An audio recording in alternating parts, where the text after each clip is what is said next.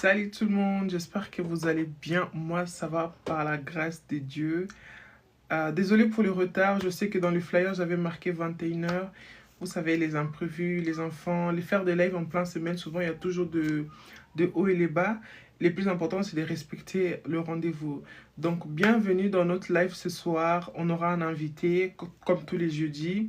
Aujourd'hui, le thème, c'est... Notre invité de ce soir, c'est Séverine qui va venir partager son histoire, son parcours en tant que femme mariée, femme qui a subi des violences conjugales. Une femme incroyable, une femme extraordinaire. Beaucoup, en fait, les violences conjugales, on entend parler, on connaît de loin ou de près des gens qui ont vécu ça et on sait pas comment réagir, on sait pas comment les aider. Et ça fait toujours plaisir, je dirais pas, façon de parler, mais c'est toujours bien d'attendre les témoignages de quelqu'un qui a vécu ça en fait. Donc on peut pas être à leur place, on peut pas non plus se mettre à leur place parce que il y a une différence de être à la place de ces personnes-là et de vivre ça. Donc à travers son témoignage, on va savoir comment agir si on a des proches, des amis qui vivent ça, comment réagir et quelle attitude avoir vis-à-vis de ces personnes. Pourquoi tu te présentes pas? Oh bah, moi, salut tout le monde, j'espère que vous allez bien. Ça c'est ma salutation de YouTube parce que au-delà de créer des contenus sur TikTok, je suis plus sur YouTube. Mon compte YouTube, c'est d'Éternelle Motivation TV. Là-bas, vraiment, on partage de tout, d'actualité. C'est que c'est d'actualité, des conseils motivation, des conseils finance. On a vraiment de tout là-bas. D'accord, moi c'est d'Éternelle Motivation, créatrice de contenu et auto-entrepreneur. Donc je vais essayer de faire monter mon live en pleine semaine. Il faut vraiment, c'est parce que vraiment on veut vous apporter quelque chose, on veut vraiment partager, on veut éveiller, on veut partager. Hein. Au-delà de partager, il n'y a pas de mot plus grand que partager. Parce que à jour d'aujourd'hui, si vous traversez des choses, si vous avez des problèmes, les solutions ils sont là. Après c'est à toi de voir si tu prends ou tu laisses en fait. Tu vois, tu peux être, c'est facile de venir dire sur les réseaux, venir se victimiser. Bon, je dis pas tout le monde, hein. Oui, je suis dans un couple toxique, mon mec, oh merci beaucoup Kéké. Oui, que mon partenaire ne m'aide pas. Non, souvent, franchement, on se plaint 2025. Si tu es dans la merde, excusez-moi pour le terme, c'est parce que vraiment tu le veux en fait. Parce que la vie, c'est un choix. Si tu es dans un couple toxique, un couple où on te bat, où on te respecte pas, c'est parce que quelque part, tu as peur de la solitude. Il y a plusieurs facteurs qui font que tu peux pas te sortir de là. Ou souvent, c'est tout simplement... T'as pas le moyen, tu sais pas comment, t'as peur, ça fait 5 ans, ça fait 7 ans, ça fait 10 ans que t'es en couple avec cette personne, te séparer de lui, qu'est-ce que tu vas en devenir et tout, donc ça devient compliqué, donc c'est pour ça qu'on aura vraiment Séverine qui va nous expliquer, c'est tout un parcours, de la même façon que tu t'es mis avec lui, au début c'était un coup de foudre, après vous avez commencé une relation, après ça est parti par fiançailles, mariage, enfant, voilà, c'est de la même façon aussi, qu'il y a des schémas à faire pour quitter ce genre de relation. Bienvenue dans le live les amis, j'espère que vous allez bien, j'espère que vous avez tous vu le flyer, le thématique et qui est notre invité, même si elle va se présenter. Ce soir on va parler d'un sujet un peu, bon, un peu lourd, un peu sociétal aussi, hein, donc c'est toujours bien de parler, mais c'est bonsoir, bienvenue dans le live. Mais c'est mieux d'avoir des personnes qui ont vécu, traverser ça. Et d'autant plus, ils s'en sortir, ça nous permet aussi de nous encourager, de nous conseiller, surtout de partager. Donc peut-être dans ce live, il faut avoir des gens qui traversent la même situation ou connaissent des proches ou des amis qui traversent ça. Et j'espère vraiment à travers ce live et le témoignage de Séverine, vous pourrez avoir des idées et vous sortir de là ou même aider votre entourage qui est dans ces cas-là. En quelques mots, présente-toi Séverine pour ceux qui ne te connaissent pas, pour ceux qui te découvrent via ce live. Bah, je me présente, donc moi c'est Séverine, j'ai 32 ans, je suis maman d'un petit garçon de 5 ans. Je suis aussi également maman, donc ça veut dire que j'ai perdu un enfant il y a 6 ans, donc aujourd'hui c'est le jour de la date d'anniversaire de son décès. Aujourd'hui? Aujourd'hui, oui. Donc, il est Waouh! décédé le 13 novembre 2019 Waouh! à Paris. Voilà, donc je suis fondatrice de l'association Cocon de femmes qui vient en aide à des femmes qui ont été victimes de violences conjugales. L'objectif de cette association, c'est donc d'aider les femmes à se reconstruire en fait, pas juste comment dirais-je, à l'extérieur, mais à l'intérieur aussi. J'ai fait déjà 2 événements autour de la beauté et du bien-être parce que oui, il y a le chemin qu'on parcourt avec par exemple les associations SOS Femmes, enfin voilà, il y a toutes sortes d'associations pardon qui viennent en aide aux femmes qui ont été victimes de violences conjugales, avec des psys, avec du coaching, etc. Et moi, en fait, il y avait cette partie esthétique que j'avais pas, et donc c'est ce que j'ai voulu faire, c'est aider les femmes à l'intérieur et à l'extérieur. Comme moi, en tant qu'esthéticienne, déjà, j'ai les bases, voilà, de tout ce qui est beauté, etc., et que ça m'a servi dans ma reconstruction. J'ai voulu mettre, en fait, d'autres femmes, voilà, qui puissent en profiter. Donc, j'ai fait 2 événements de manière gratuite, voilà, elles ont profité de ça. Et d'où t'est venue l'idée de l'association? Bah, du coup, c'est mon parcours, c'est-à-dire que, comme j'ai dit, je suis esthéticienne. Et je voulais en fait être utile. Je voulais que mon histoire elle serve à quelque chose, que ce soit pas juste bon. Moi, j'ai pris le temps de guérir, j'ai pris le temps d'aller voir des psys, comment on appelle ça, faire du coaching, etc. Voilà, des thérapeutes. Il fallait que mon histoire elle serve à d'autres et qu'elle puisse donner de l'espoir. Et ce que j'ai fait un jour, en fait, comme moi, bah, moi je suis croyante. Mhm. Ce que j'ai fait, c'est que voilà, comme chaque début d'année, en fait, j'essaie de prier, de demander à Dieu, enfin, des directions de vie, etc. Et je sentais fortement dans mon cœur qu'il fallait que je puisse mettre au service de la communauté, des femmes qui ont été victimes de violences conjugales, que je puisse être au service de cette communauté-là pour les aider dans leur parcours de reconstruction avec bah, mes dons et mes talents. Donc, mon travail en tant qu'esthéticienne, mais aussi en tant que coach, parce que je suis en train de me former aussi dans le coaching, dans l'accompagnement. Euh, et voilà, donc c'était un jour comme ça, j'étais en train de faire une formation de prothésiste angulaire et j'avais invité du coup une femme qui était suivie par SOS Femmes. Elle me parlait de son parcours et puis ça a comme tilté en fait. Ça a tilté, c'était en mode bah elle a un besoin, elle n'a pas forcément les moyens pour se payer des soins de beauté, etc. Comment moi en tant qu'esthéticienne je peux faire pour l'aider? Comment est-ce que je peux contribuer à? Et pas juste elle, mais d'autres femmes aussi. Comment est-ce que je pourrais aider d'autres femmes qui sont dans la précarité à avoir, comment on appelle ça, la possibilité de se reconstruire pas juste à l'intérieur, mais à l'extérieur aussi. Parce que ça compte. Ça compte énormément. L'image, elle compte parce que mettre un rouge à lèvres, ça fait toute la différence. Je me rappelle que j'avais une coach quand j'étais dans ma reconstruction. Il y a une coach qui nous disait, mesdames, quand vous faites votre ménage, mettez du rouge à lèvres rouge. Et vous allez voir que ça va créer un tilt, en fait, chez vous. Juste rouge à lèvres rouge là. Et c'est ce que j'ai voulu, en fait, perpétrer. C'est-à-dire que moi, je savais mettre du rouge à lèvres, mais dans mon mariage, dans ce que j'ai vécu, je ne le vivais plus comme un plaisir. Mais là, je le mettais vraiment avec le but que vraiment, je me plais à moi-même, c'est un plaisir et je récupère mon identité. Et en fait, c'est ce que j'ai voulu faire à travers Cocon de Femmes, à travers mon association, c'est qu'elles puissent récupérer leur identité, en fait. Et tu insistes beaucoup sur l'apparence, qu'elle se plaise à elle-même, parce que souvent quand on sort d'une relation toxique, d'une relation violente, on est déjà en paix, il n'y a plus ces stress ou ces peurs-là qu'on va me faire quelque chose, et souvent on ignore en fait l'apparence. On dit C'est déjà, ça. j'essaie de me reconstruire à l'intérieur, d'être en paix avec moi-même, mieux dormir, mieux manger, mais j'avoue que l'apparence, on se rend compte même 6 mois, 1 an après. Et toi, je pense que ça t'a touché, et les contextes aussi, qui t'a fait connaissance de ces femmes-là, tu as eu vraiment les déclics que ça, vraiment, c'est aussi un côté à atteindre, à toucher, parce que souvent, ces femmes-là, franchement, quand tu sors d'une relation de 1 an, 5 ans, 7 ans, où tu étais maltraité, violenté, quand tu sors de ça, je pense que la dernière chose que tu penses, c'est rouge à lèvres, perruque, C'est faux ça, cils, exactement. alors que ça contribue à la restructuration, à reprendre la confiance, à être bien, quoi. C'est ça, exactement. Et du coup, en fait, attends, excuse-moi, c'est exactement ça dans le sens où Moi, je sais que je me suis complètement oubliée, en fait.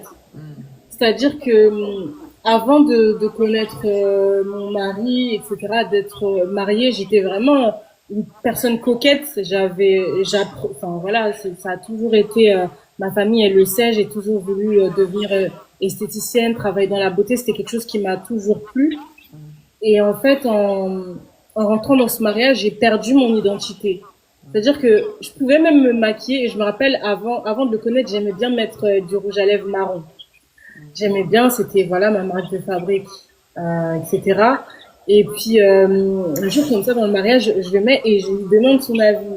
Et il me rabaisse en me disant que c'est trop moche et en fait ça a fait comme un choc chez moi parce que j'avais l'habitude de mettre ça avant.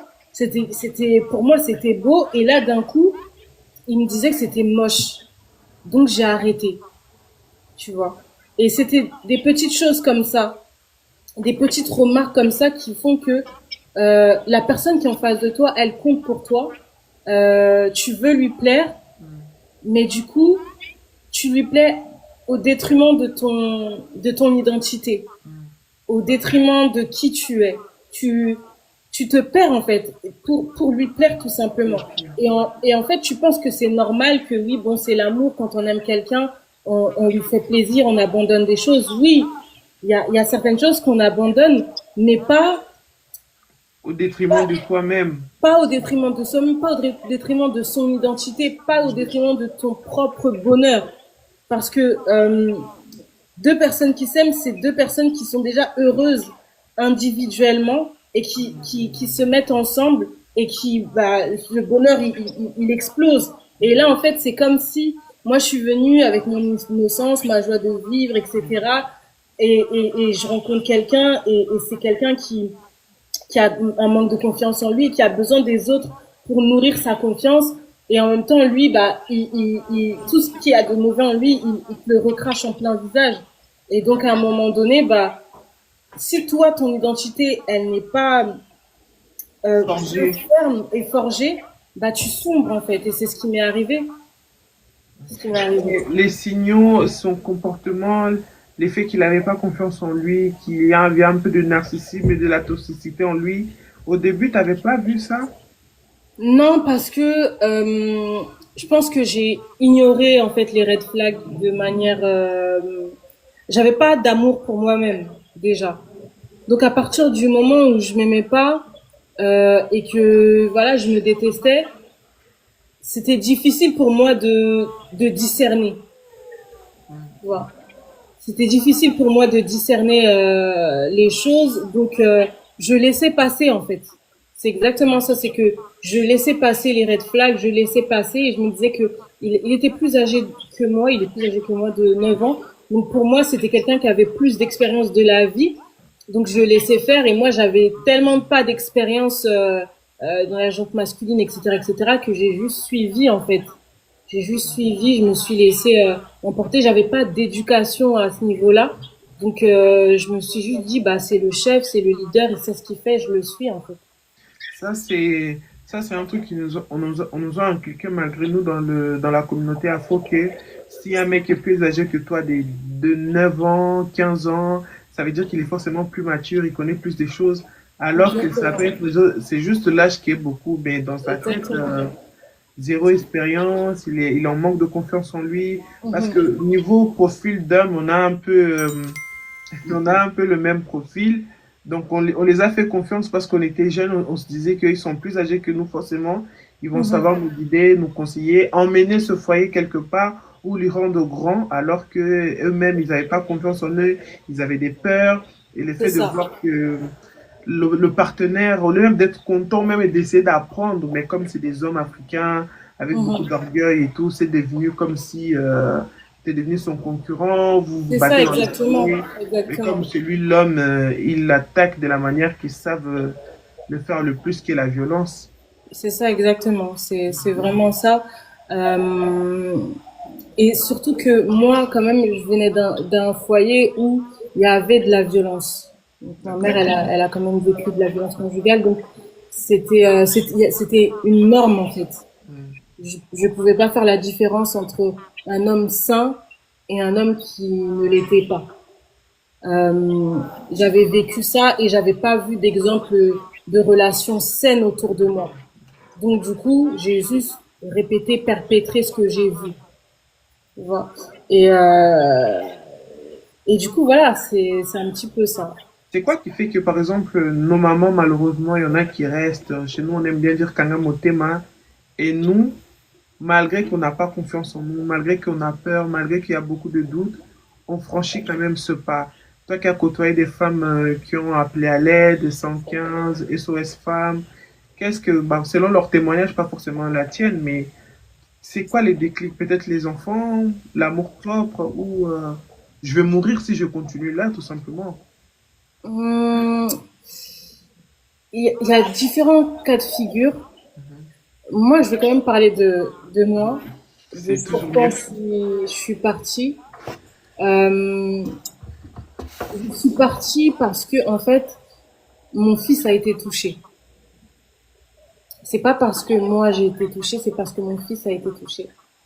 Et à partir de ce moment-là, j'ai pu reculer.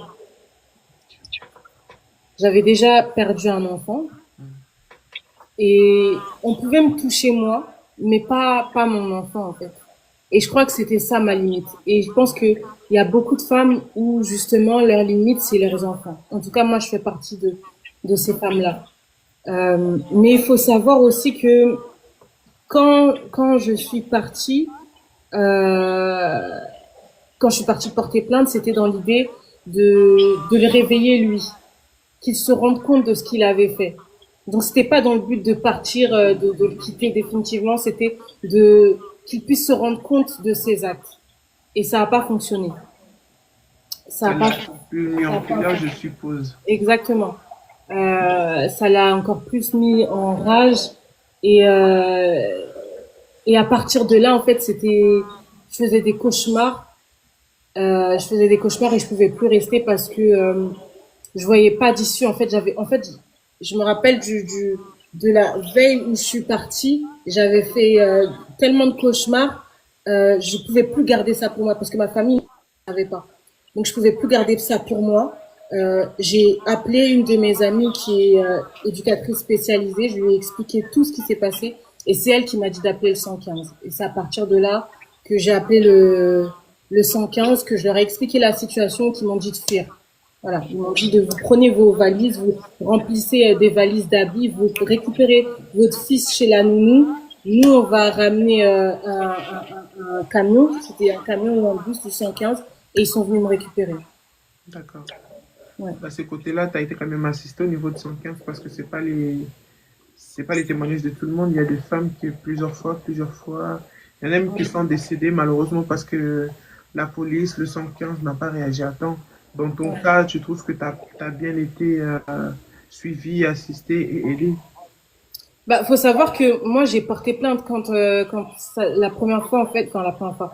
Quand ça s'est passé, j'ai pas hésité à porter plainte et donc j'avais déjà ça, j'avais déjà la plainte. Et donc tout de suite, ils ont été réactifs. Par contre, comme j'étais loin du commissariat, c'est une de mes amies d'UXP qui m'a payé un Uber avec mon fils pour qu'on puisse partir au commissariat. Et à partir du commissariat, le 115, il est venu nous chercher, mais on a quand même attendu, il me semble, devant le commissariat, peut-être une heure quand même avec mon fils. Heureusement qu'il faisait chaud à ce moment-là. D'accord. Ouais. Bon, là, on est directement rentré sur les vifs du sujet, mais reculant un peu en arrière. Tu Mhm. t'es marié à 26 ans. Quand tu es rentré dans le mariage, tu t'es tout de suite senti bien à l'aise avant que les violences commencent, hein. Comment ça a Mhm. été cette transition? En fait, il y avait déjà des signes, mais encore une fois, j'étais dans ça, il va changer. J'étais une jeune femme. Je dirais que j'étais une Naïve. femme enfant. Ah, femme enfant, ok. J'étais une femme enfant. J'étais vraiment naïve. Euh, et du coup, comme je te disais tout à l'heure, il y avait ce côté où c'était un homme responsable. Il avait déjà un enfant, donc il y avait ce côté-là. Et puis, faut savoir que moi, j'ai perdu mon père à 13 ans. Donc du coup, de le voir avec sa fille, en fait, ça a réchauffé mon cœur. C'est comme si la petite fille en moi, elle voyait un homme prendre soin de son enfant et ça me réchauffait le cœur. Donc c'est quelque chose qui m'avait attirée et du coup, euh, sa colère, elle s'est révélée très vite, mais comme c'était un papa et qu'il était responsable, c'est quelque chose que j'ai ignoré, que en fait je me suis dit c'est ma faute. J'ai très vite je me suis dit c'est moi qui dois devenir mature, c'est moi qui dois devenir une femme. J'ai très vite porté la faute, on va dire ça comme ça. Et voilà, c'est ce qui s'est passé, c'est que j'étais vraiment une femme enfant, j'étais vraiment naïve, j'étais vraiment fleur bleue. Et Et j'ai malheureusement, tu as perdu ton père à 13 ans, tu n'as pas eu le temps d'avoir une relation avec lui. Et comme on exactement. dit souvent, les femmes, ils cherchent un homme qui ressemble à leur père. Comme Mhm. tu sais pas quelle aurait été la relation avec ton père, du coup, tu as accepté tout sans vraiment le savoir et en te basant sur la relation que lui, il avait avec sa fille. Mhm. C'est ça, et puis en même temps, j'ai quand même trouvé quelqu'un qui ressemblait quand même un peu à mon père, hein, parce que mon père, c'était quand même un homme, voilà, qui était violent, on va dire les termes. Euh, il y avait certaines choses qui étaient là, euh, certains traits en fait que j'ai vus chez lui qui ressemblaient à celles de mon père, et même quand j'ai expliqué à ma mère ce qui m'était arrivé dans le foyer, etc. Elle-même, elle me disait, bah, ton père, il me faisait ça aussi, ça aussi, ça aussi, tu vois. Donc, c'était quelque chose que j'ai répété finalement. Et peut-être tu t'es dit que c'est normal, tous les hommes sont... Tu as généralisé ça dans ta tête. Exactement, exactement, c'est ça, c'est que il Mon fallait, père était comme ça, je suis tombé c'est sur un comme mec ça en comme fait, ça. et Ça veut on me dire que disait tous les que, hommes sont comme on me ça. disait que c'était les femmes qui bâtissaient les hommes. Hmm. On m'a dit c'est la femme qui fait l'homme. Sauf que non, l'homme, il vient en tant que leader, il est responsable, il a des valeurs. C'est pas la femme qui vient l'éduquer parce que il est le chef normalement. Donc s'il est il est censé être un chef, il est censé être quelqu'un que qu'on suit, quelqu'un à qui on fait confiance. Mais c'était la débandade, là c'était n'importe quoi. C'était vraiment n'importe quoi et voilà, donc c'était un peu ça. Il y avait tous les red flags, hein. Il y avait plusieurs fois où j'ai voulu me séparer de lui, mais il y avait voilà les gens autour qui disaient non, Séverine, regarde. Ou il y en a d'autres qui me disaient franchement non, c'est chaud aussi, hein. Il y avait les deux côtés. Il y en avait qui me disaient reste et il y en avait qui disaient c'est bizarre. Mais moi je me suis dit ah là j'ai trouvé quelqu'un qui m'aime, sachant que moi je ne m'aimais pas. Sachant que moi-même, j'avais pas confiance en moi, etc. J'avais pas d'amour propre, donc je me suis dit, ah, il m'aime. Et je savais pas ce que c'était que l'amour, finalement. Donc je me suis juste laissée emporter, je suis allée, en fait. J'y suis allée. Comme tu as dit, tu étais souriante, un peu ce profil des femmes enfants. Moi, C'est du coup, ça. dans ton mariage, tu as perdu au fur et à mesure ton sourire, ta joie de vivre. Et tout ça, ça a laissé place à quoi? À la peur, à l'amertume, au À, doute. à tout ça, alors, ça a laissé place on va dire que au fur et à mesure, j'ai perdu cette joie de vivre, j'ai perdu comment on appelle ça? En fait, c'est tellement, Cette joie. oui, voilà, en fait, c'est petit à petit, la personne, elle aspire ton âme. Enfin, voilà, c'est l'image que Ouais, des je personnes trouvais, c'est ça. négatives. Oh là là, oui, c'est vrai, Voilà. c'est vrai. Elle trouve toujours quelque chose de mauvais à te dire. Même si elle va préférer te dire les choses mauvaises, les choses négatives que les choses positives. Et il me le disait, hein, parce que je lui disais, oui, mais pourquoi tu me dis toujours des En plus, choses je dois te négatives? demander. Et il disait, oui, mais parce que si je te dis des choses positives, tu vas pas t'améliorer. Mais en fait, en tout, il faut un équilibre. Tu Oui. vois. En tout, il faut un équilibre, il faut savoir. Et puis, nous, les femmes, on est auditives. C'est ce qu'on entend qui nous nourrit. Et à force de dire des choses négatives sur quelqu'un, bah, c'est comme une fleur qui se fane, en fait. J'étais en train de me faner. Donc voilà, c'est la tristesse, la dépression, elles se sont installées au fur et à mesure. Oui. Et quand on parle de la violence, souvent, bah, c'est qui est plus connu. Là, en 2025, je vois que les mentalités commencent un peu à s'ouvrir. Souvent, on parle de coups, des frappés, tués. Mais il y a d'autres sortes aussi de violences, hein. La violence psychologique, violence physique, verbale. émotionnelle. Et j'avais même vu dans une de tes vidéos, tu as parlé des violences financières. Mhm. Cela, je connaissais pas et je sais pas trop de quoi ça ressemble. Mais ouais, tout ça, ça rentre dans la violence. C'est ça, mais en fait, la violence, c'est pas juste des coups, hein, malheureusement. Une personne violente, elle est violente à tous les niveaux. Et quand je parlais de violence financière, c'est les humiliations. C'est quand, par exemple, quand je travaillais, comment on appelle ça, je ne disposais pas de mon argent comme je voulais, c'était lui qui décidait. Et on peut croire que c'est une bonne chose, mais quand tu, avant de le connaître, j'avais l'habitude de travailler, de gagner de l'argent, je disposais de mon argent comme je voulais, et là, du coup, c'est lui qui disposait de l'argent parce qu'il était le chef.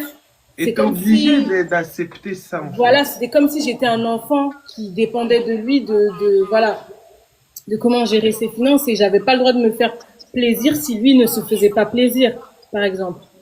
Donc, à partir du moment où je l'ai quitté, en fait, et que j'ai récupéré mon indépendance financière, ça a été comme un souffle nouveau, en fait.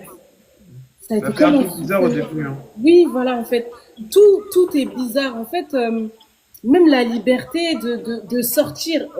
Je me rappelle que euh, pour sortir, pour m'habiller, j'avais l'impression qu'il fallait que je l'appelle pour lui dire, bah là, je vais sortir, L'emprise. et je vais rentrer à telle heure. Là, je vais m'habiller. J'avais l'impression, en fait, que je lui devais ça alors que j'étais partie. Donc, j'étais vraiment sous emprise. C'était vraiment ça. C'était que j'étais sous emprise. Et les gens comprennent, malheureusement, les gens ne comprennent pas ce que c'est que l'emprise. C'est que la personne, en fait, elle arrive à un stade où elle arrive à te manipuler et elle te fait comprendre que ta vie, en fait, tu n'es rien sans cette personne-là. Et c'est comme si tu deviens comme son enfant. Tu vois que sa respiration, c'est lui. Euh, tout, c'est lui, en fait. Et c'était vraiment ça que je vivais. Et j'ai vraiment un souvenir vif d'une soirée où on était en plein été et je suis sortie avec mon fils. Et en fait, j'avais peur d'être dehors. Pourtant, j'avais le droit. J'étais quand même majeure et vaccinée. Mais j'avais peur parce que, bah, normalement, à cette heure-ci, mon mari m'interdit d'être dehors, en fait. Tu vois, par exemple.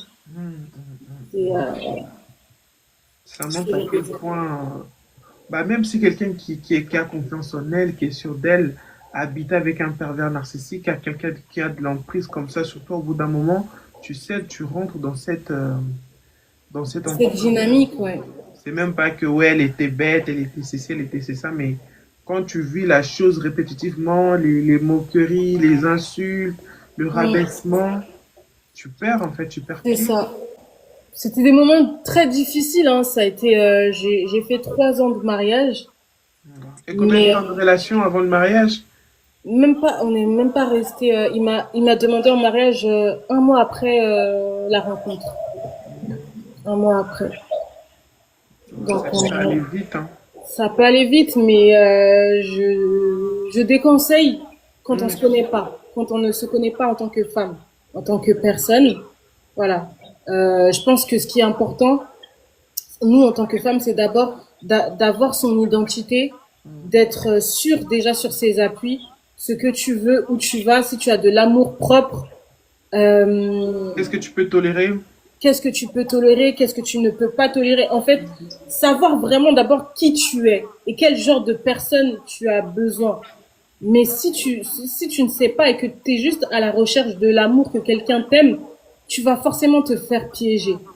L'objectif, Et c'est quelque pas... part, si on manque confiance en nous, c'est pas ce genre de personnes on attire. Comment? Si on manque si on a un manque de confiance en nous, c'est pas ce genre de personnes, ce genre de profil qu'on attire aussi. Exactement, bah oui, c'est ça, c'est qu'on attire, c'est comme, ils ont comme un radar, et ils sont capables de reconnaître en fait les femmes qui sont plutôt faibles, fragiles, qui peuvent manipuler comme ils veulent, et lui il le savait. C'est pour ça que ça a été difficile en fait pour lui et même je pense même jusqu'à l'heure actuelle, hein, de voir en fait que j'ai changé, que je suis plus la femme qu'il a connue. C'est très difficile pour lui. Et selon toi, pourquoi certaines femmes essayent d'échanger, comme tu as dit au début, quand t'as appelé à l'aide, c'était plutôt pour le faire réalisé que ce qu'elle faisait à toi, à votre famille, c'était pas bien, au lieu Mhm. de tout simplement dire que c'est pas normal, je mérite pas ça, je le quitte. Pourquoi il y a encore cet espoir de le changer? Parce que Par amour peut-être, non?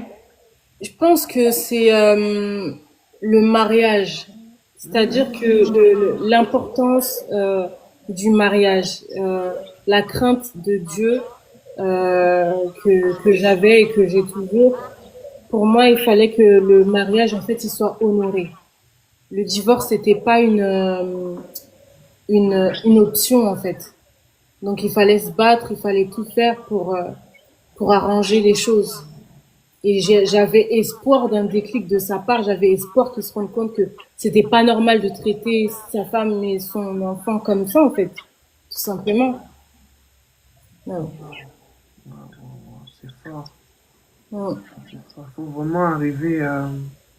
Et pendant que SOS Femmes, t'es resté longtemps? Je suis restée avec eux, j'ai quitté en 2022, je suis restée avec eux jusqu'en début 2024.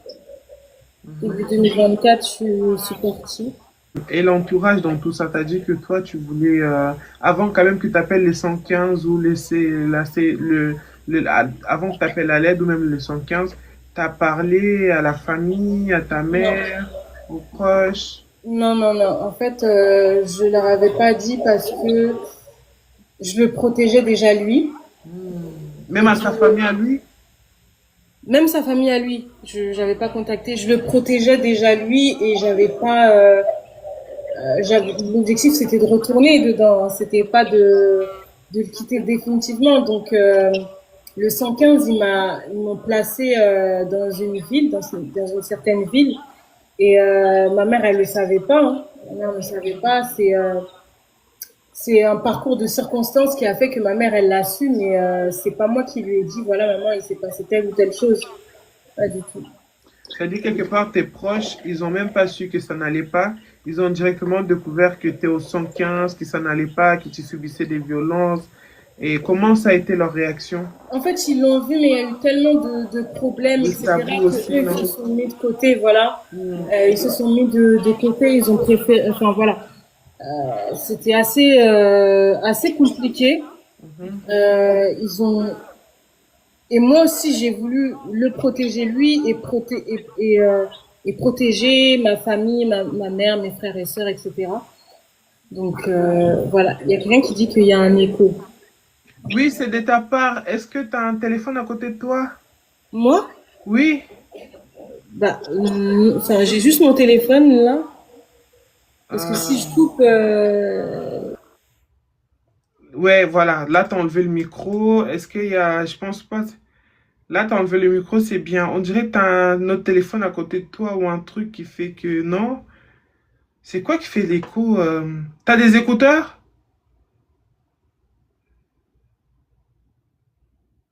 Je sais pas. Quand, par exemple, ta famille a su, ta mère, tes frères, est-ce qu'il y a eu, de leur part, hein, est-ce qu'il y a eu ce truc aussi de t'aider à sauver ton mariage ou ils ont respecté ton choix? non, il n'y a pas eu de sauf ton mariage. Ils ont bien vu que le gars, il était pas, c'était pas, voilà, c'était pas ça. Ils ont vu que j'étais en train de dépérir. Ils ont vu en fait que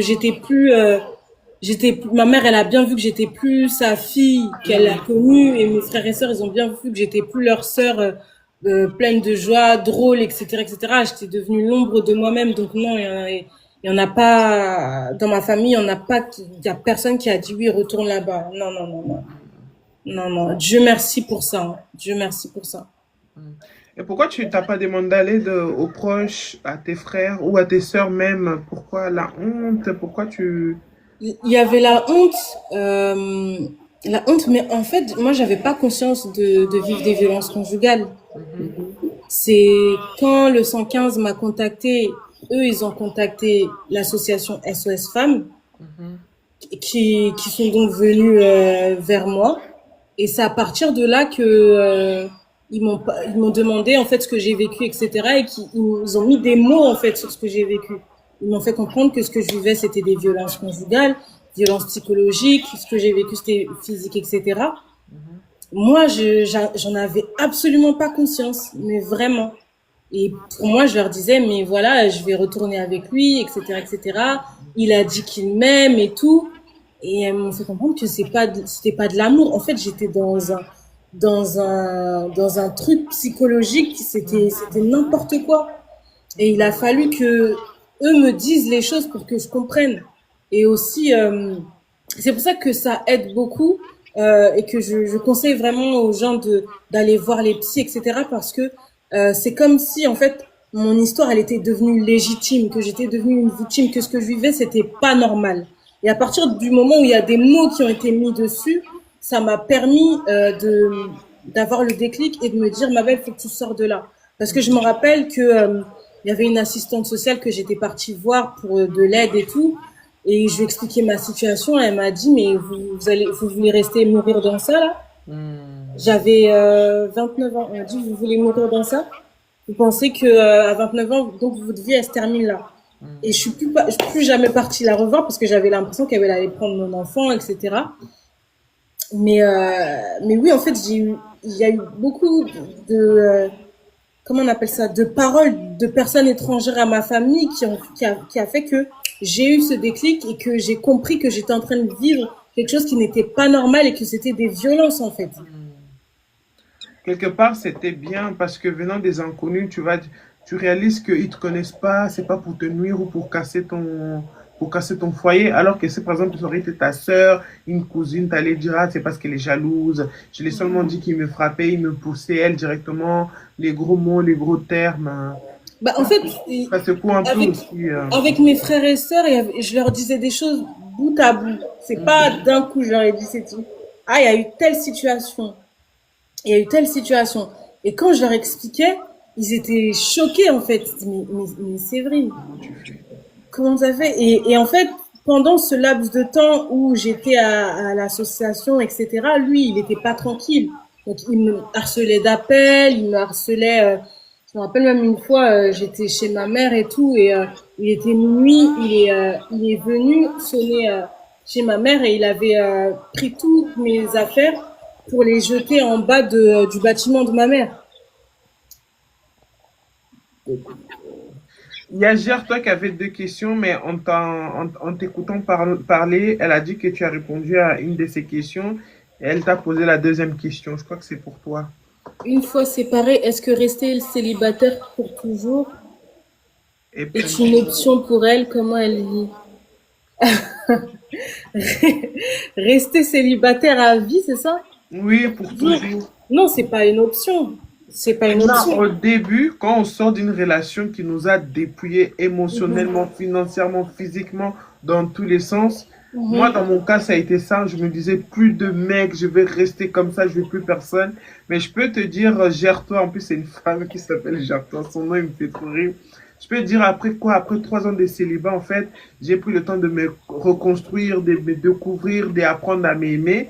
Et je me suis dit, en fait, je suis trop belle, j'ai trop de qualités, j'ai trop de potentiel. Et le meilleur dans tout ça, c'est que j'ai trop d'amour à donner. C'est juste cet amour que j'ai toujours eu, c'est juste que je donnais à la mauvaise personne qui n'a pas su les valoriser. Mais la façon dont je suis aujourd'hui, non, je me souhaite d'avoir quelqu'un, même à toi, Séverine, tu me diras ton point de vue par rapport à ça, mais non. Après ça, c'est pas, au début, on se dit, je vais rester célibataire, finir les hommes. Mais avec le temps, non, en fait, les hommes bien, de la même façon que les mauvais gars existent, les hommes bien existent. Alors, on va garder l'espoir pour ces hommes bien. Et c'est de la façon, c'est que tu vas dégager aussi qui va attirer ces hommes-là. Si tu restes bloqué, tu veux pas travailler sur toi, ben, automatiquement, tu vas attirer le même profil. Mais si tu travailles sur toi, tu prends confiance en toi, tu te reconstruis malgré les difficultés, à un moment dans ta vie, les endroits où tu fréquentes, tu vas attirer l'homme qu'il te faut, surtout si tu es croyante ou pas. Demande même à Dieu. Moi, c'est beaucoup la spiritualité aussi. Dieu, à un moment, dans mon chemin, il va mettre l'homme qui me correspond. Donc, rester célibataire à vie, non, c'est pas une option. Un jour, vous allez voir, on va se remarier. On va se Amen. marier, voilà. Amen. Amen. Bah, moi, pour répondre à cette question, je dirais que Dieu n'a pas permis que je sois dégoûtée des hommes. Je dirais que j'ai pas perdu espoir dans la gente masculine, euh, jamais. En fait, ce qu'un homme pris séparément a fait, c'est pas tous les hommes. Parce que j'ai quand même dans mon entourage des hommes que je connais qui ne sont pas comme mon ex-mari. Donc non, je mets pas tous les hommes dans le même sac en fait. Donc oui, euh, je, je me suis jamais dit oui, célibat à vie, c'est pas pour moi. La vérité, c'est que c'est pas pour moi. J'ai envie d'avoir une vie de famille. J'ai grandi dans une grande famille. J'aimerais avoir d'autres enfants. J'aimerais me remarier. Donc, voilà, non, c'est pas, je suis pas dégoûtée, quoi. Elle a dit, vous êtes rempli d'amour. Je trouve que l'amour et la gentillesse, c'est une des choses que mon ex a essayé de me faire perdre. Et pendant un moment, je l'ai perdu. L'amour et la gentillesse, j'étais devenue aigrie, j'étais devenue, voilà, j'étais toujours en colère, je comprenais même pas pourquoi.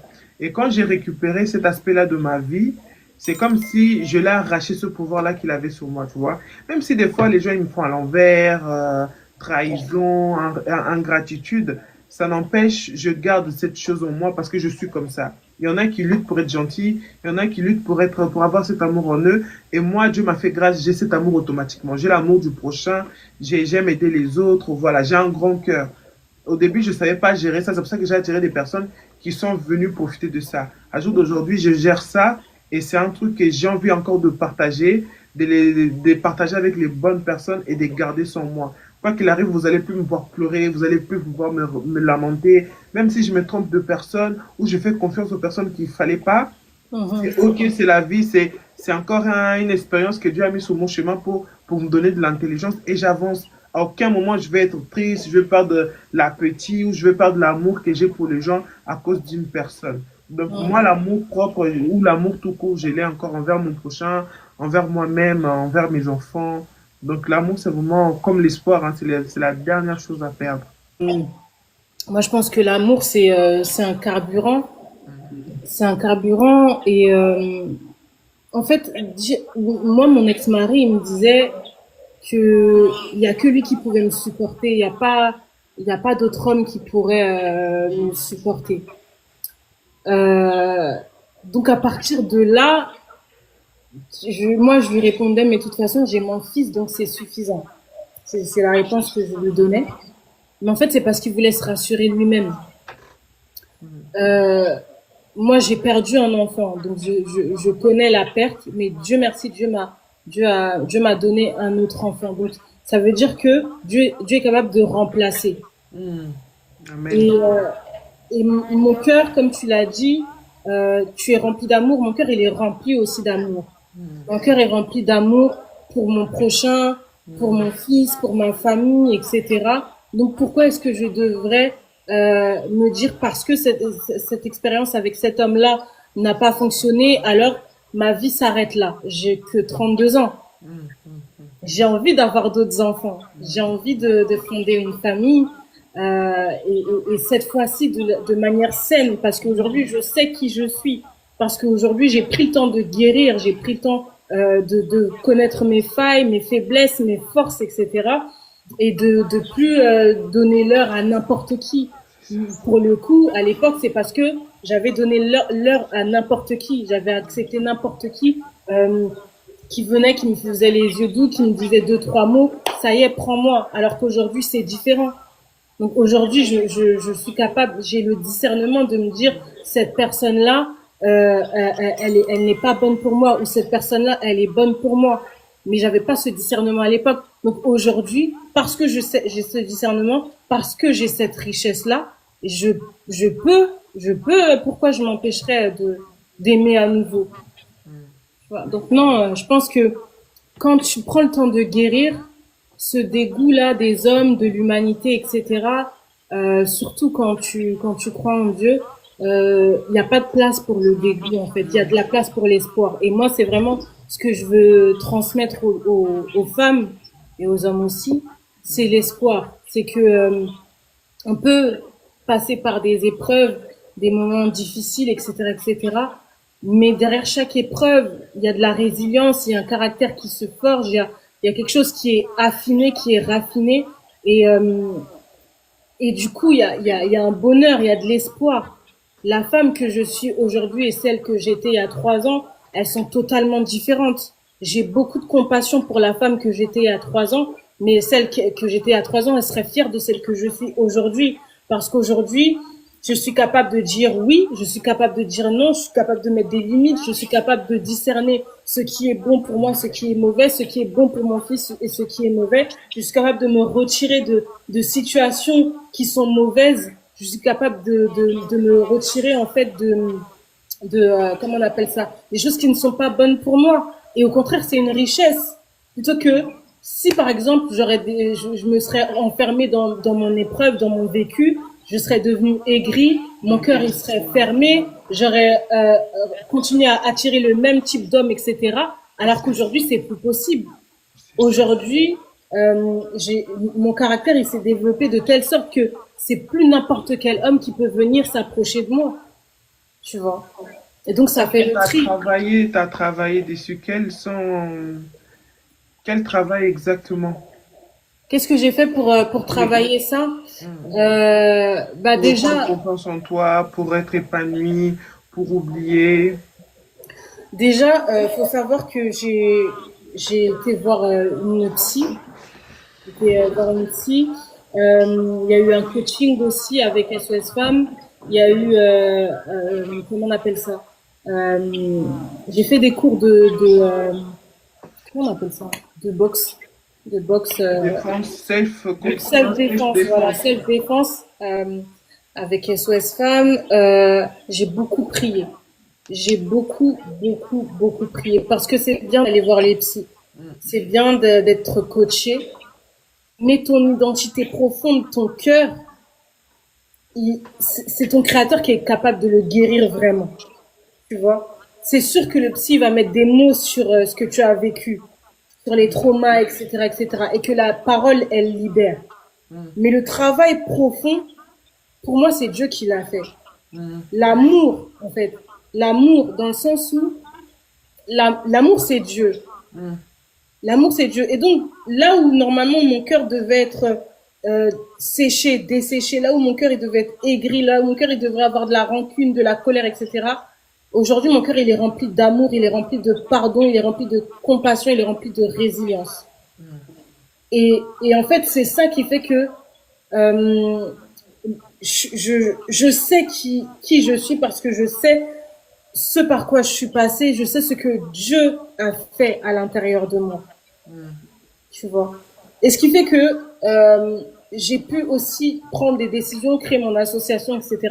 C'est parce que Dieu a travaillé à l'intérieur de moi. Et ça, je ne peux pas juste le mettre de côté, tu vois. C'est vraiment mon expérience personnelle, c'est comme ça que je l'ai vécu. Il y a eu un travail profond. Et j'ai dû faire face à moi-même, faire face à mes erreurs, aux paroles j'ai dites, les choses que je me disais à moi-même. J'ai dû apprendre à m'aimer. C'est-à-dire que j'aimais pas ma personnalité, etc., etc. J'ai dû apprendre à accepter qui j'étais. Une femme qui a des failles, qui a des faiblesses, mais comme tout le monde en fait. Et je me rappelle que j'ai fait le coaching du coach William Jamen sur les dons et les talents. Et ça m'a beaucoup aidé.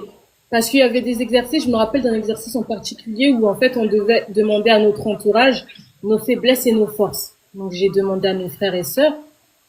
Et mes frères et sœurs, ils avaient tellement de bons côtés, tellement de bonnes choses à dire sur moi. Ils me connaissent depuis ma naissance. Et du coup, ça a guéri quelque chose en moi. Je me suis dit, ah, mais en fait, je, je suis aimable. Pendant plusieurs années, mon ex-mari m'a fait comprendre que j'étais pas aimable et que je méritais de ne plus être sur la surface de la terre. Mais il y avait des gens, même plus nombreux que lui, qui disaient, mais Séverine, t'es trop drôle. Mais Séverine, on t'aime trop, tu cuisines trop bien. Séverine ceci, Séverine cela. Et du coup, finalement, ça m'a nourri, en fait. Au départ, c'est ça, c'est que je me suis nourrie de l'amour de ma famille. Là où j'en avais plus moi-même pour moi-même, eux, ils m'ont nourri. Ils ont été une béquille pour moi. Jusqu'à ce que j'ai pris mon envol et que j'étais ma propre béquille. Enfin, Dieu était ma béquille et qu'il est devenu ma force et que, voilà, c'est moi et Dieu, quoi. Mm, mm. Et tout concernant la spiritualité, on dit aide-toi, le ciel t'aidera. Malheureusement, en Afrique, ou même souvent, certains Africains sont aussi avec cette mentalité prier, gêner, lire la Bible, Dieu va agir, ça va changer. Non. Par exemple, Gertin m'a demandé, comme vous dites, avec Dieu concrètement, c'est comment? Moi, pour moi, je dirais, j'ai prié beaucoup pendant, ça a duré même 6 mois. Prier, gêner, mais il n'y avait rien qui changeait. Pour franchir les pas, quand tu es croyant, pour franchir les pas de la psychologue ou même des thérapeutes, il faut vraiment moi, je dirais pas, c'est même pas mon médecin qui m'a envoyé, mais c'est quelque chose, en fait, c'est mon pasteur. Voilà, moi, j'ai pris dans une église évangélique des blancs, c'est pas église évangélique où on prie. Bon, c'est bien aussi si c'est comme ça que Dieu opère en eux, gloire à Dieu, mais moi c'est des blancs, c'est tranquille. À force d'expliquer ma situation à mon pasteur il me dit, t'as déjà vu un thérapeute ou un psychologue pour parler de ce que tu traversais? Moi, je dis, mais toi, moi, je suis croyant, je crois en Dieu, toi, t'es un homme de Dieu. Je suis en train de t'expliquer ma situation, toi, tu m'envoies voir un thérapeute. Ça m'a choqué. Et j'ai quand même franchi les pas, j'avais vraiment peur. Première séance, j'étais un peu... Elle m'a pas forcé, hein. Franchement, quand tu viens voir une psychologue, c'est à toi en fait, c'est à toi, elle va pas te forcer. Après, tout dépend. C'est au bout de la troisième séance où je me suis vraiment lâché, j'ai pleuré. Limite, c'était même une libération. Et bizarrement, la libération, c'était chez quelqu'un qui n'est même pas croyant. C'est là, après, plus tard, j'ai compris que c'est ça qu'on dit que Dieu utilise plusieurs canaux pour agir en fait. Tu Exactement. vois, j'aurais pu. D'ailleurs, j'ai fait avec une copine vaguement, et cette copine, malheureusement, aujourd'hui, on s'en parle plus. Moi, elle, la vie a fait qu'on se calcule plus, chacun a un peu des schémas différents.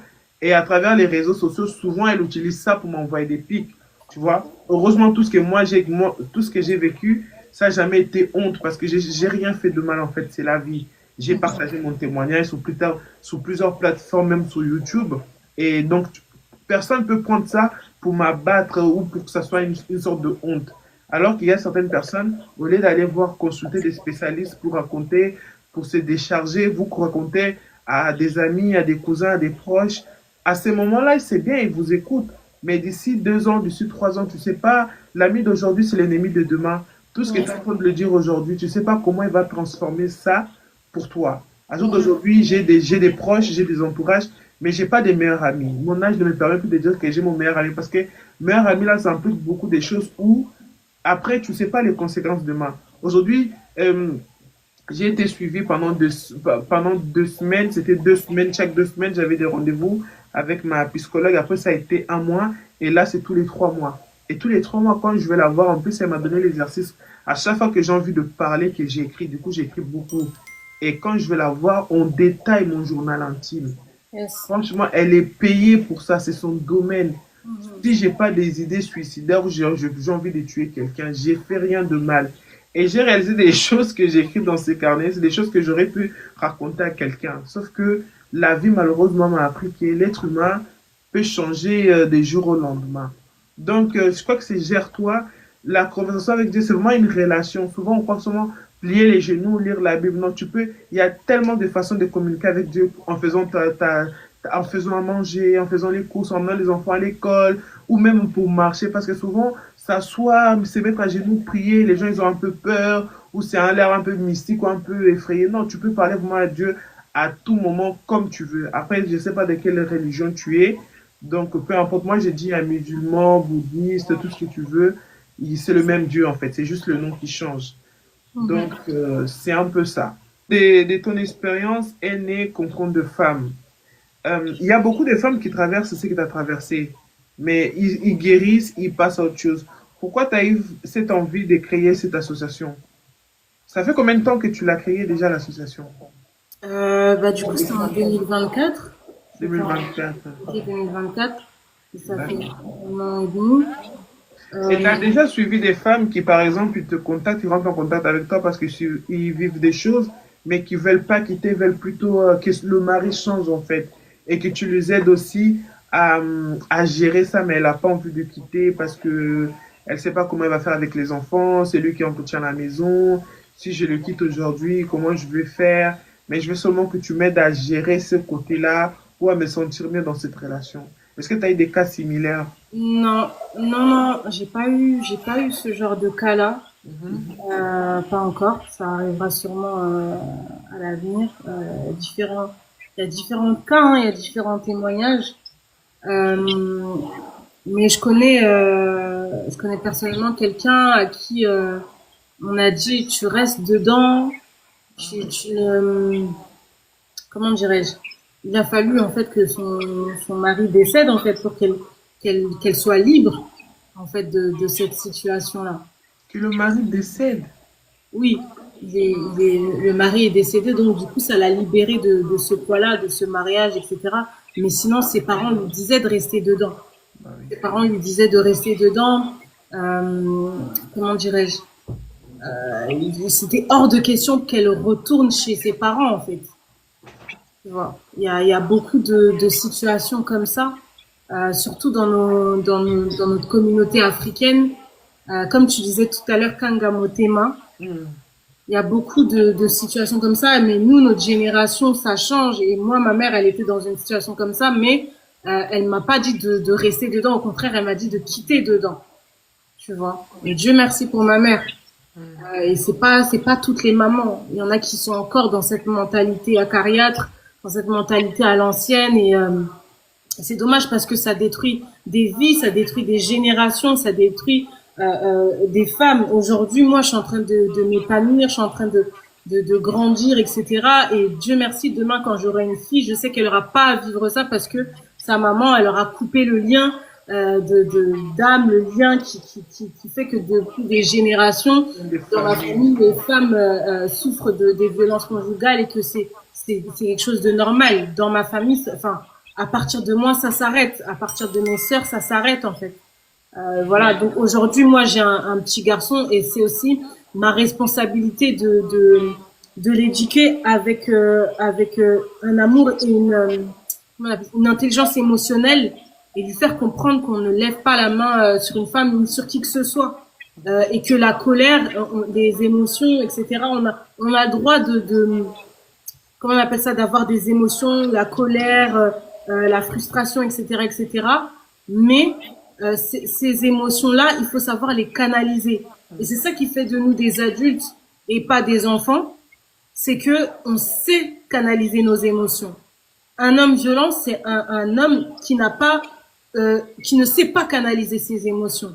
Et comme il sait pas les canaliser, bah il se défoule sur sa femme et des fois, parfois aussi ses enfants. Tu vois. D'accord. Et ton association aussi pour les femmes, je sais pas dans ce live, même pour celles qui vont nous regarder dans la vidéo, on sait jamais qui peut regarder notre vidéo, la vidéo, pour une femme qui peut-être vit ça, qui a peur d'appeler la police, peur d'appeler le 115. Je pense que Séverine peut être un bon début en fait. Parce que souvent quand on attend police, SAMU, SOS femmes, ça a l'air directement grand. Tout dépend de qu'est-ce que tu supportes déjà depuis des années, de mois. Et je pense que rentrer en contact avec des associations comme Séverine, ça va être déjà un bon début. On va te conseiller, tu vas expliquer. Des fois même parler, ça fait réaliser déjà. Ça fait réaliser que ce que j'ai vu, c'est pas normal. Ce que C'est j'ai ça, subi, c'est pas normal. exactement. Mm. Il faut libérer la parole parce que comme je disais tout à l'heure, moi, il a fallu que j'étais pas consciente de ce que je vivais, j'étais pas consciente que je vivais des violences conjugales. Et c'est quand j'ai parlé à SOS Femmes, quand j'ai parlé avec comment on appelle ça, la psy, que je leur expliquais ce que je vivais, et qu'ils ont mis des mots dessus, que ça a fait un déclic. Mais aussi lorsque j'ai été reconnue par la justice parce que j'ai porté plainte et du coup j'ai eu une ordonnance de protection. Donc quand j'ai eu l'ordonnance de protection, en fait, c'est que la justice elle me reconnaissait en tant que victime de violences conjugales et qu'il fallait mettre une distance avec cet homme. Mm. Et pour moi, c'est comme si, c'est même pas juste comme si, il y avait une légitimité, il y avait quelque chose de vrai. Ce que j'avais vécu, c'était pas mon imagination, c'était réel. Il y avait des séquelles. Les séquelles, c'était la dépression, c'était voilà cette tristesse profonde comme un manteau que voilà, tu t'es là, il y a des gens autour de toi, mais tu n'arrives pas en fait à rire. Tu ris, mais tu ris jaune. Tu ris pas vrai en fait. C'est comme si tu avais perdu la vie. Tu as perdu le goût. La vie n'a plus de voilà. Et ça a été étape par étape. Et oui, je disais le psy, etc. Mais il y a eu aussi mon fils. Mon fils était un bébé, il avait 18 mois. Il avait besoin de sa mère. Il avait besoin que sa mère, elle soit réactive, qu'elle soit là, qu'elle soit présente, etc. Et, euh, et d'autant plus que mon fils, c'est un enfant autiste, un enfant au premier degré, du coup. Enfin, premier degré, premier stade. Donc, c'est pas un autiste hyper développé, mais c'est un enfant, du coup, qui ressent tout. Il ressentait toute mon énergie. C'est-à-dire que quand j'étais pas bien, quand j'étais triste, je sais pas si vous m'entendez là, quand j'étais triste, etc. Est-ce que vous m'avez entendu? Non, c'est moi, mettons. Ah, ok. Donc, quand j'étais triste, etc., mon fils, en fait, il pleurait tout le temps. Mon fils, il pleurait tout le temps. Et en fait, c'est parce qu'il ressentait mes émotions. Il ressentait ce que je vivais. Et comme je n'en parlais pas, bah, du coup, ça faisait qu'il dormait mal la nuit, etc., etc. Il ressentait toutes ces choses-là. Et, euh, et du coup, il a fallu que je comprenne, voilà. Donc moi, j'allais chez le psy, mais mon fils venait avec moi.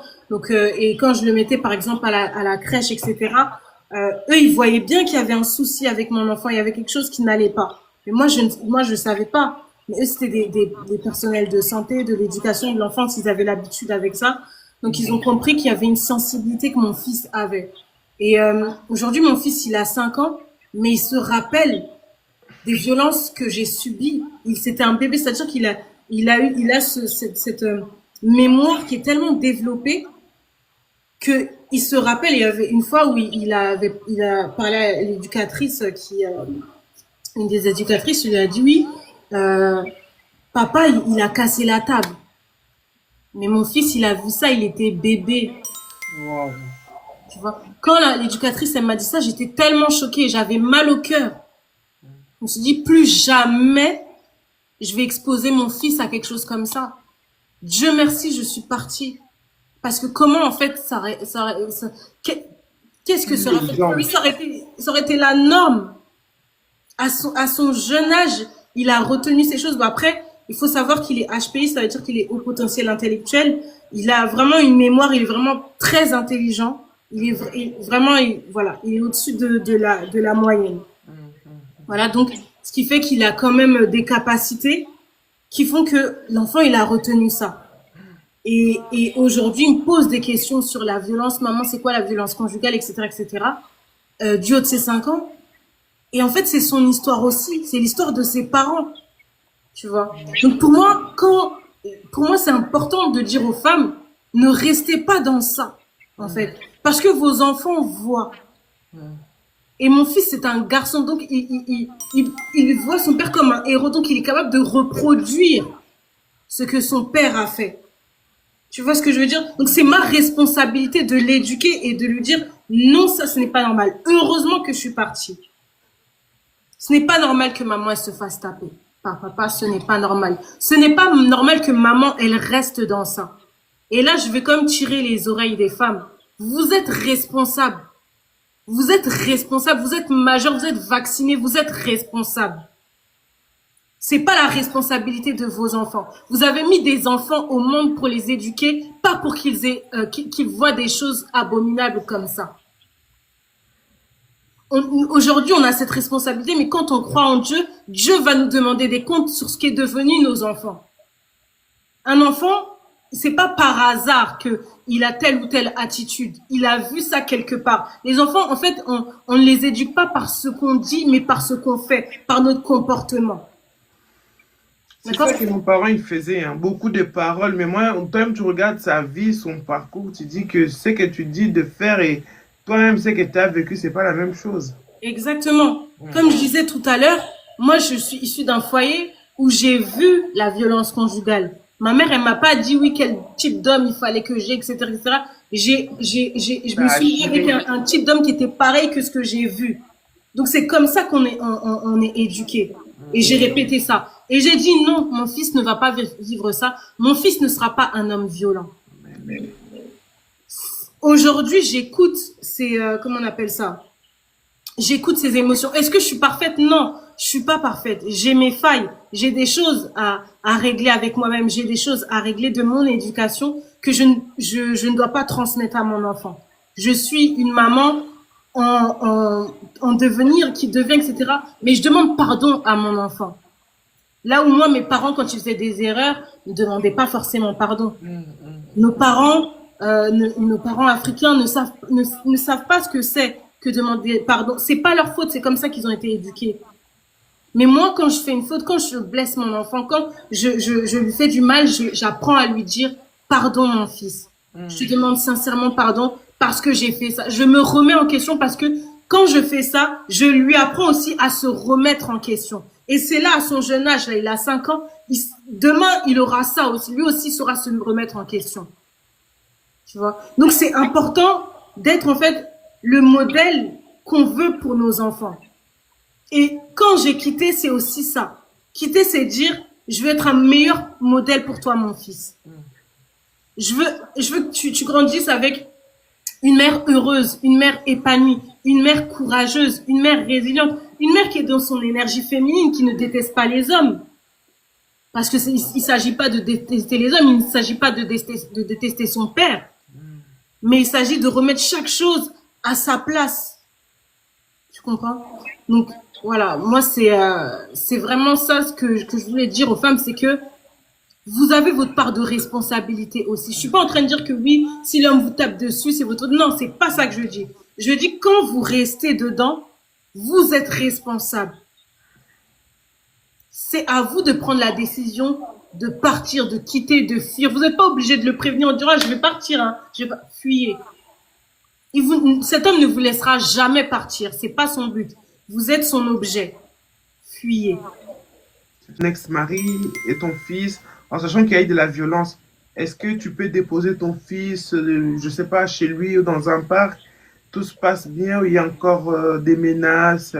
Alors c'est très compliqué parce que comme j'ai dit, j'ai une ordonnance de protection et moi en fait j'ai la garde, j'ai l'autorité parentale exclusive. Donc, Wow, c'est bien ça. Il a aucun droit sur l'enfant. Donc Bien. pour te dire la gravité en fait de jusqu'où on est allé, c'est que j'ai l'autorité parentale exclusive. Il voit son fils une fois par mois dans un cadre, dans une association. Et pour moi, ça se passe très bien comme ça. J'ai pas besoin de le voir.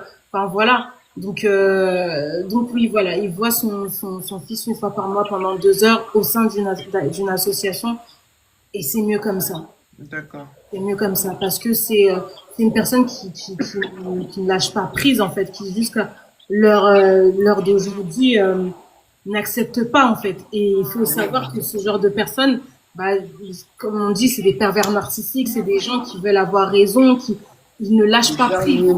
Et du coup, pour moi, non, c'était, il fallait que je me protège et qu'il fallait que je protège mon fils. Donc, il fallait que j'ai la justice de mon côté. Et pour avoir la justice de son côté, il ne faut pas hésiter à porter plainte. Et ça, c'est quelque chose que SOS Femmes me disait de faire à chaque fois. Porter plainte à chaque fois qu'il y avait quelque chose qui se passait, porter plainte, porter plainte. Ce qui faisait que lorsqu'il y avait les procès, j'avais plein de plaintes, mais j'avais des preuves. Donc, ce qui faisait que j'avais gain de cause, tout simplement. À la fin, oui, à la fin. Voilà. Gertrude demande, est-ce que l'ex-mari suit lui-même une thérapie? Je sais pas. Bah, ça, après, c'est pas mon problème. Les mises en question zéro, ils ont toujours raison. Et en même temps, c'est plus mon problème, hein. Ces gens-là, ils savent pas se remettre en question. C'est toujours clair. la faute de l'ex. Et les pires, ils peuvent même se remettre en question. Je me rappelle à l'un des procès, une des procédures, il avait dit quand on aime sa femme, on ne la tape pas tellement. En fait, c'est des gens qui ne reconnaissent jamais leurs erreurs. Je reconnais jamais leurs erreurs. Donc, Lis un peu son commentaire. On a parlé de ça au début, mais... Quand tu penses en arrière, d'après toi, quels sont les red flags que tu n'as pas captés? La colère disproportionnée, ça c'est quelque chose que moi je pensais que c'était quelque chose qui était réglable, qui était gérable. Sauf que pas du tout. Donc moi aujourd'hui, quand je referai ma vie, c'est quelque chose dont je vais faire vraiment attention. De la colère, il y a tellement de petites choses. Non, un homme colérique, c'est pas possible. Ouais, la colère, les commentaires, Voilà, j'ai bâti ma paix, je reconstruis j'ai reconstruit ma paix. Je suis une personne qui est vraiment introvertie, qui a besoin de calme et silence, etc. Et quelqu'un qui est colérique, c'est juste hors de question. Quelqu'un qui ne sait pas gérer ses émotions, Des émotions. c'est hors de question. En fait, on est des êtres humains. Tu as droit t'as passé une sale journée où ça ne va pas. Tu as droit, mais dis à la personne, moi, mon mari vient me dire, franchement, Ange, aujourd'hui, ne me calcule pas, je vais me laver, je vais manger, je vais dormir, on en parlera demain. Je vais respecter ça. Il y a certaines, non, pourquoi tu ne veux pas échanger avec moi? Non, c'est un être humain. Il y a des jours, même moi, en tant que femme, je traverse ça. Pourquoi lui ne traverserait pas ça?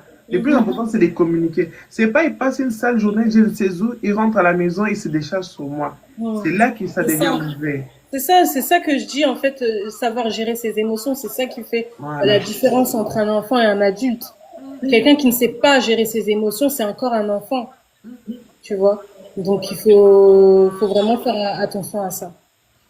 Et c'est qui est mental, hein, pour voir les niveaux aussi. Il veut le bomber les muscles, devenir musclé. Pendant 6 mois, il va se donner les moyens, ça va venir. Mais le mental, c'est toute une vie qu'on travaille dessus. Il faut qu'on savoir, surtout en sachant que c'est pas dès le bas âge ou dans notre éducation. Surtout en Afrique, l'enfant garçon ou l'enfant homme, c'est le roi. Les filles, c'est celle qui est censée être soumise, être l'épouse plus tard. Déjà, il y a une écart de ouf. Mm. Donc, quand déjà il grandit dans ça et il vient ici, la mentalité, les femmes ont changé, ils ont du mal en fait. Ils ont du mal. Donc, travailler sur son mental, sur son intelligence émotionnelle, c'est facile à dire, mais mettez-vous sur, ou plutôt essayez même de commencer déjà. Vous allez voir comment c'est. Déjà, en tant que femme, c'est dur, c'est compliqué, mais en tant qu'homme, il faut vraiment avoir la volonté. Si tu Mm. n'as pas la volonté, tu veux seulement faire pour faire, ça Mm. va pas le faire en fait. Et pour finir, tu as un événement, j'avais marqué ça, tu as un événement le 6 décembre. Tu peux Oui. nous parler un peu? 6 décembre 2025, de 15h à 18h30, au 7 place de Beauval à Meaux, j'organise un groupe de parole autour des violences conjugales pour des femmes qui ont été victimes de violences conjugales. Je voulais vous rassurer sur une chose, ça ne sera pas filmé. Le sujet des violences conjugales, des violences intrafamiliales, c'est un sujet qui est extrêmement délicat. Donc, je veux vraiment créer un safe place pour nous, pour ces femmes, pour nous, pour vous. Donc, n'hésitez pas à venir. Si vous hésitiez, c'est l'occasion de venir et de vous dire que vous pouvez être vulnérable, vous pourrez pleurer. Si vous avez besoin qu'on vous prenne dans les bras, ça sera le cas. Ça sera vraiment un moment de sororité. C'est vraiment l'objectif de ce groupe de parole, c'est qu'on puisse se soutenir les unes les autres, c'est qu'on puisse faire face ensemble, parce que parler, c'est aussi une manière de guérir, de se reconstruire et d'aller de l'avant. Il y aura des témoignages de femmes qui sont passées par là et qui ont réussi à se reconstruire, à créer une nouvelle vie. D'autres qui sont encore en chemin, d'autres qui ont besoin tout simplement d'entendre et c'est OK. Donc moi, je vous attends le samedi 6 décembre 2025 de 15h à 18h30 au 7 place de Beauval à Meaux, 7700. Oui, du coup, le 6 décembre 2025, donc là, dans un mois, j'organise un groupe de parole pour les femmes, justement, qui ont été victimes de violences conjugales. C'est un événement, en fait, à huis clos, hein. C'est-à-dire que les femmes, elles peuvent venir partager leur histoire, ça ne sera pas filmé, d'accord, parce que les histoires de violences conjugales, voilà, c'est délicat, on n'a pas forcément envie de partager tout le temps, et je veux vraiment qu'elles se sentent à l'aise pour pouvoir vraiment partager. Et le but, c'est que on puisse se conseiller les unes les autres, se prendre dans les bras les unes les autres, et puis vraiment se décharger en fait. Se décharger. Je sais qu'il y a des femmes qui sont vraiment isolées. Il y a des femmes qui n'ont personne à qui parler, qui n'ont personne avec qui échanger. Et c'est l'occasion, donc ce 6 décembre à Meaux, dans le 77. Donc vous pourrez voir sur ma page Instagram @cocon de femme ou sur mon TikTok. Voilà, vous pouvez venir, c'est à partir de 15h jusqu'à 18h30, échanger avec moi, avec d'autres femmes qui auront l'audace d'expliquer en fait ce par quoi elles sont passées, leur parcours, etc., leur parcours de restauration, leur parcours de guérison, la vie après avoir vécu des violences conjugales, comment on s'en sort, comment on fait, le couple après, est-ce qu'on se remet en couple, est-ce qu'on se remet pas en couple, comment on appelle ça, le travail, l'éducation financière, toutes sortes de questions. Si vous en avez, en tout cas, n'hésitez pas à venir. Moi, je serai là pour vous accueillir avec un grand sourire, avec les bras ouverts. C'est vraiment un moment pour nous, en fait. C'est vraiment un moment de restauration. C'est vraiment un moment de consolation. Même si vous voulez pleurer, bah, c'est le moment. Voilà, on est des femmes, on est des êtres émotionnels et quand on a vécu des choses aussi difficiles, bah, des fois, ça fait du bien de pleurer, de relâcher, en fait, tout simplement. Donc, n'hésitez pas à me contacter si vous voulez venir et moi, je vous attends avec un grand plaisir. Bah, pour celles et ceux qui sont sur le live, vous pouvez rajouter Séverine et vous pouvez l'écrire tout de suite. Et pour celles qui nous regardent de YouTube, vous avez tous les infos dans la barre de description. Vous avez son adresse, ses comptes d'ailleurs, ses comptes, son compte TikTok, son compte Insta. Vous avez tous les infos en fait. Donc, n'hésitez pas. Même si c'est pas vous qui vivez ça, un proche ou vous suspectez, parce que souvent la victime, elle a honte. Donc, n'hésitez pas à écrire un petit message. Coucou Séverine, je vis ça, ça, ça, ou peut-être mon ami, ma soeur, ma cousine, n'hésitez surtout pas. Maintenant, les féminicides, c'est tous les mois, c'est tous les ans, les chiffres ne font qu'augmenter. C'est pas normal. Ça peut être ta soeur, ta cousine. Donc, c'est plus un sujet, que ce soit les blancs, noirs, jaunes, peu C'est pas une question de couleur, hein, malheureusement. Hein. C'est pas une question de couleur. Hein. Voilà, c'est ça, c'est pas une question de couleur, ça touche vraiment tout le monde, moins jeune, plus jeune, des mamans. La dernière que j'ai vue, elle avait 42 ans, donc ça touche vraiment tout le monde en fait. Donc n'hésitez pas, prenez soin de vos proches, prenez soin de vous. Donc voilà, on a fini. Là, si tu as encore des questions ou s'il y a des personnes qui ont des questions. Ouais, si vous avez des questions, n'hésitez pas, n'hésitez pas. Gère-toi, elle est à fond, hein, elle t'a posé une question. Elle a mis. Quand les deux micros sont ouverts, il y a un micro. Ah, d'accord. Bah, je vais couper mon micro. S'il y a quelqu'un qui a une question, je le remettrai. Ouais, les échos, on va essayer de faire mieux la prochaine fois. Comme c'était. Vous, bah, tu sais, des fois, il y a des expériences qui nous arrivent dans la vie. On n'a pas le choix que d'être forte, en fait. Parce que si tu es faible, il faut savoir en tant que mère, c'est toi et tes enfants. Parce que ton pervers narcissique, là, ton homme violent, c'est pas lui qui va prendre soin des enfants, en fait. Tu es obligé que d'être forte, en fait. Pour toi, pour tes enfants, pour ton avenir, quoi. Donc, voilà. Non, là, le prochain live, on va vraiment faire attention au micro. Donc, voilà, c'est un sujet, bon, d'actualité, je dirais pas ça, mais c'est un sujet tous les ans, tous les mois, tous les jours, même au moment qu'on parle. Il y a des femmes, malheureusement, qui traversent, qui vivent ça. Donc, ne restez pas ignorantes, en fait. Même certains, aujourd'hui, tu vis pas ça, demain, tu sais pas sur qui tu vas tomber, tu sais pas ton passé, ton éducation, ça fait que tu attires certains profils et voilà. Donc, vous prenez vraiment soin de vous, faites attention. Et le live, je le dis, je le répète encore parce que je tiens, elle sera disponible sur YouTube et dès que c'est prêt, je vous mettrai les liens dans ma story TikTok. Comme ça, vous pourrez aller visionner et de vous abonner massivement là-bas. T'as lu ce commentaire? Elle dit, il faut commencer à afficher les hommes comme ça, je te jure. Non, mais c'est vrai. Mais après, comme on dit, hein, le sorcier de l'autre, ça peut être ton ange gardien. Donc, ouais, affiché. Bon, après, au problème avec la justice. Bon, l'idéal serait, ça serait ça, mais... Oh, merci à toi. Merci pour le partage. Merci pour les likes. Bon, bah, je pense que Séverine, on est bon, hein. Tu peux remettre ton micro et...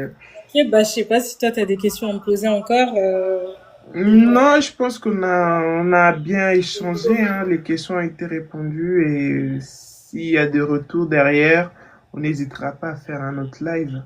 Ok, merci, merci Evan. Merci, gère-toi aussi. Merci pour tes questions.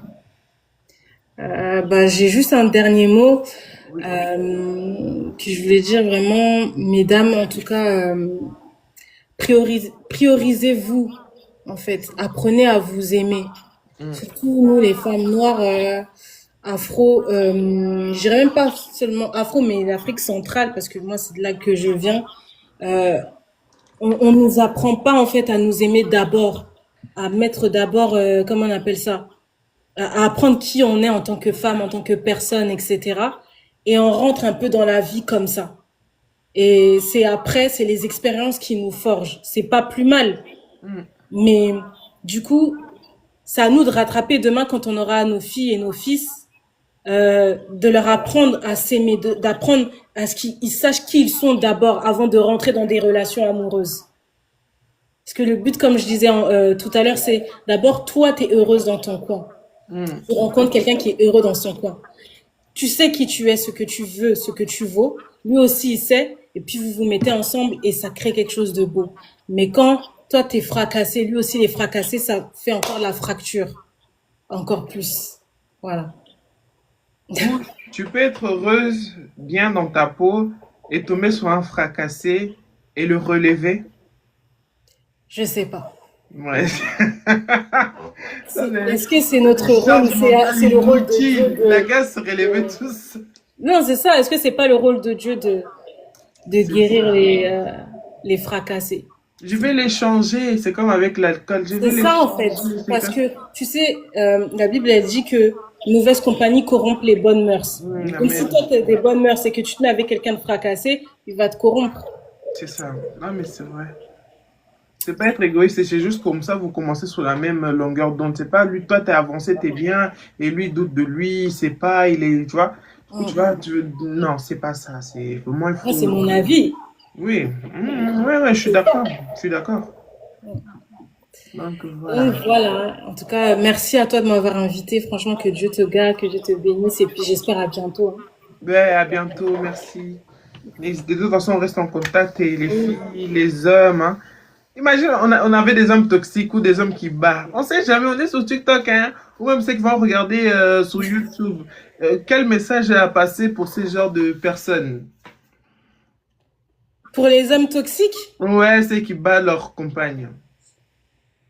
Seigneur Jésus, Je te jure. waouh, qu'est-ce que je pourrais leur dire? Honnêtement, prenez le temps en fait, vous vous faites du mal à vous-même. C'est ça la vérité, c'est que Quelqu'un qui t'a choisi, soit disant t'as aimé, tu l'as eu parce que t'as dit que tu l'as aimé. Comment une personne qui t'a pu aimer un jour dans ta vie, tu peux le faire des atrocités pareilles? parce que déjà ils sont déjà mal avec eux-mêmes, donc ils vont reproduire que ce qu'ils sont. Ils peuvent donner que ce qu'ils ont. On ne donne que ce qu'on a. Si tu as du mal avec toi, c'est ce que tu vas donner, tu vois. Donc moi c'est ce que je pourrais leur dire, c'est prenez le temps de guérir. Et c'est difficile en fait pour ce genre de personnalité, pervers narcissique, etc. de changer parce que c'est vraiment quelque chose qui est ancré. Aller vers Dieu. Moi je sais pas où. Ah, en tout cas, merci, merci, merci. Merci, bonne À la fin, soirée. les gens, ils tapotent, hein. Bonne nuit, on se trouve au Salut. jeudi prochain si Dieu le veut, mais je pense pas. Je suis un peu, voilà. Bref, Ok. abonnez-vous, partagez et on se trouve dans le prochain live. Que Dieu vous bénisse. Bonne nuit.